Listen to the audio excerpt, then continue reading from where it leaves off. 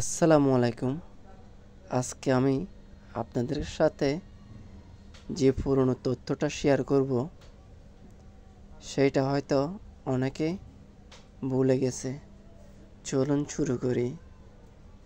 মনে আছে 24শে জুলাই 1, 2, 3, 4, 5 তখন ছিল ছাত্র আন্দোলন।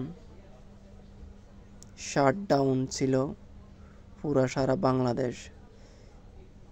ছাত্র জনতা উপচে পড়া ভিড়, নিস্তব্ধ শহর, নিস্তব্ধ গ্রাম, নিস্তব্ধ রাস্তাঘাট।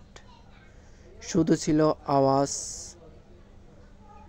জোরালো আওয়াজ।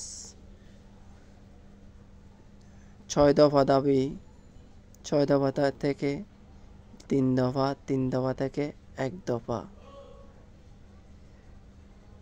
হানাহানি, মারামারি, পুলিশের বুলেটের আঘাতে অনেক ছাত্র প্রাণ ঝরে যায়, অনেক ছাত্র আহত হয়,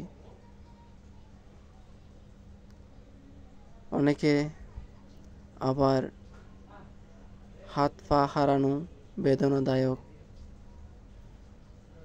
এই আন্দোলনটা সবাই করে, শেষ পর্যন্ত সফল হয় ছাত্ররা। তখনই মানুষ ভয়ে বের হইতে পারে না, সাধারণ মানুষ। চারদিকে শুধু রাইফেলের আওয়াজ, বুলেট, টিয়ার শেল, শুধু শব্দ। রাস্তাঘাট নিস্তব্ধ,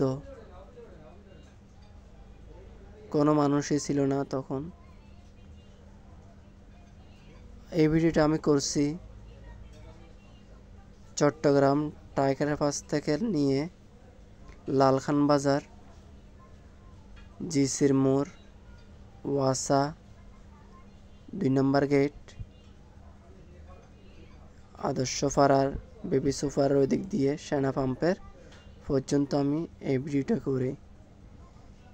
সম্পূর্ণ আমি হেঁটে গেছি, কারণ হঠাৎ করে শাটডাউন দিয়ে দিছে। কোনো গাড়ি চলতেছে না, কিছু চলতেছে না, এমনকি একটা রিক্সা ও অবধি চলতেছে না। রিক্সাওয়ালা ভাই একটাকে বললাম, ভাই যাবেন? বলল যে আমি যেতে পারবো না, জীবনের রিস্ক নিতে পারবো না। তখন কি করলাম, আমি দেওয়ানা হাট থেকে নিয়ে একদম 2 নম্বর গেট সেনা ফার্ম পর্যন্ত, যারা চিনেন তারা হয়তো বুঝতে পারবেন, এতটুকু আমি হেঁটে হেঁটে গেছি। কারণ কোনো গাড়ি ছিল না, অনেক কষ্ট হয় তখন। পুলিশের হুইসেল, সেনাবাহিনীর ট্রল, প্যাপো প্যাপো শব্দ আর গাড়ির গর্জন। পুলিশের, সেনাবাহিনী, আতঙ্কে ছিলাম তখন।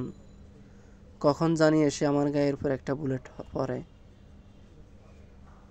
অনেক ভয়ে ভয়ে হেঁটে হেঁটে, অনেক কষ্ট করে আমি ফুপির বাসায় যাই।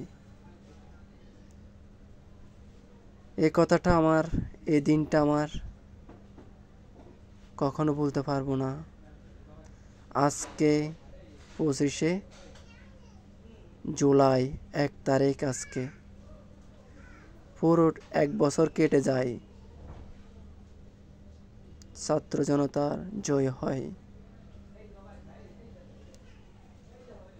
সবাইকে ধন্যবাদ জানাই, কারণ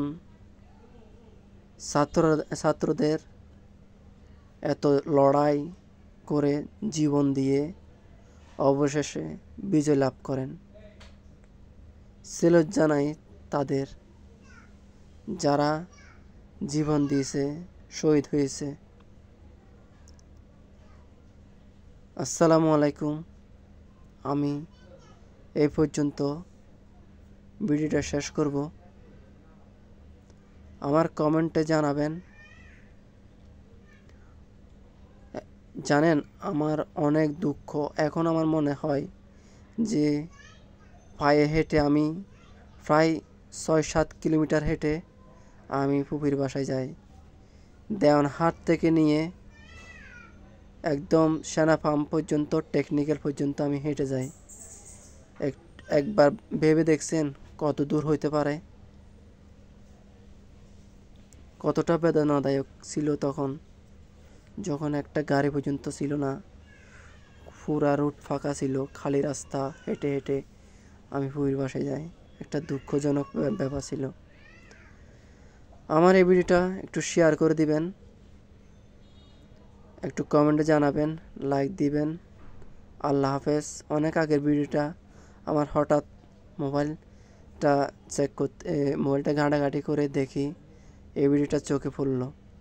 অনেক আগের ভিডিও আজকে তুলে ধরলাম আপনাদের কাছে। একটু শেয়ার করে দিবেন, পাশে থাকবেন। আল্লাহ হাফেজ। এ পর্যন্ত আমি ভিডিওটা শেষ করতেছি। সবাই ভালো থাকবেন, সুস্থ থাকবেন।